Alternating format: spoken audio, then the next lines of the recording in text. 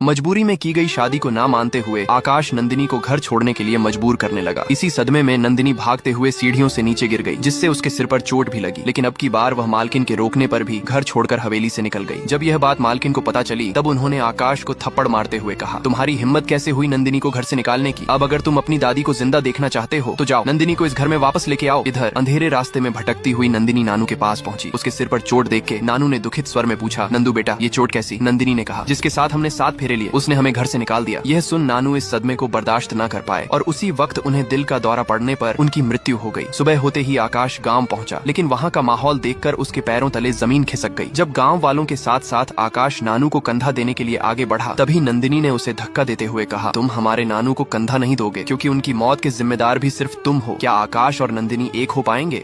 आकाश नानू की अर्थी को कंधा देने के लिए आगे बढ़ा, तभी नंदिनी ने उसे धक्का देते हुए कहा, तुम हमारे नानू को कंधा नहीं दोगे क्योंकि उनकी मौत के जिम्मेदार भी सिर्फ तुम हो। उसके बाद नानू को ले जाते हुए नंदिनी टूटकर रोने लगी। तब आकाश उसे गले लगाकर दिलासा देने लगा, लेकिन नंदिनी गुस्से से घर में चली गई और शादी का जोड़ा और मंगलसूत्र को एक बोरी में बांधकर उसमें आग लगा दी। उसी वक्त सावित्री देवी ने गाँव पहुंचकर नंदिनी को फिर से हवेली ले जाने को कहा, लेकिन नंदिनी ने मना करते हुए कहा कि हम उस घर में वापस नहीं जाएंगे, हम गाँव में रहकर अपनी धरती मैया की सेवा करके ही अपना गुजारा करेंगे। पर आकाश ने कहा, नानू नहीं रहे तो क्या हुआ, तुम्हारा पति अभी भी है। और नंदिनी के मना करने के बाद भी पति होने के हक से उसे गाड़ी में बिठाकर अपने घर वापस ले आया। पर घर आकर आकाश ने कहा, दादी आप किसी गलतफहमी में मत रहना, अगर नंदिनी की जगह कोई और लड़की भी होती तो हम यही करते, लेकिन माफ करना मैं जिंदगी भर नंदिनी के साथ नहीं निभा पाऊंगा। दूसरे दिन आकाश दादी से अमेरिका जाने की जिद करने लगा, लेकिन बदले में दादी ने शर्त रखी कि अगर तुम्हें हमारी हाँ चाहिए तो पहले तुम्हें नंदिनी को पढ़ा लिखा कर काबिल बनाना पड़ेगा। क्या आकाश और नंदिनी के रिश्ते में नया मोड़ आएगा? नेक्स्ट पार्ट कमेंट करे। भारद्वाज परिवार में आज आकाश और नंदिनी की अंगूठी खेलने की रस्म रखी गई थी, जहां नंदिनी मरून कलर की साड़ी पहनकर सीढ़ियों से आ रही थी। ये देखकर आकाश की चाची ने पैर आगे करके उसे गिराना चाहा, लेकिन आकाश ने उसे संभाल लिया। नंदिनी को इस रस्म के बारे में मालूम नहीं था, इसलिए टेबल पर रखा दूध देखकर वह सोचने लगी, ये इतना स्तर दूध यहाँ क्यों रखा होगा। तभी ज्योति ने उसे कहा कि भारद्वाज परिवार की नई दुल्हन को अपनी योग्यता साबित करने के लिए इसे दुल्हा दुल्हन को आधा आधा पीना पड़ता है। उसके बाद सावित्री देवी ने नंदिनी का भारद्वाज परिवार में स्वागत किया और रस्म शुरू करने को कहा। तब नंदिनी खड़ी होकर अंगूठी खेलने का दूध पीने लगी, जिसे देखकर फंक्शन में आए सारे मेहमान हंसने लगे और बोले, अरे सावित्री देवी ये कैसी बहू ले आई आप, कहीं गंवार लड़की से तो आकाश की शादी नहीं करा दी आपने? यह सुनकर आकाश गुस्से में दूध का पतीला फेंककर वहां से चला गया। सभी मेहमान नंदिनी को गंवार कह के ताने देने लगे, लेकिन तभी नंदिनी की नजर सीढ़ियों पर चढ़े एक बच्चे पर पड़ी जो खिलौना लेने की कोशिश कर रहा था। नेक्स्ट पार्ट के लिए कमेंट करें।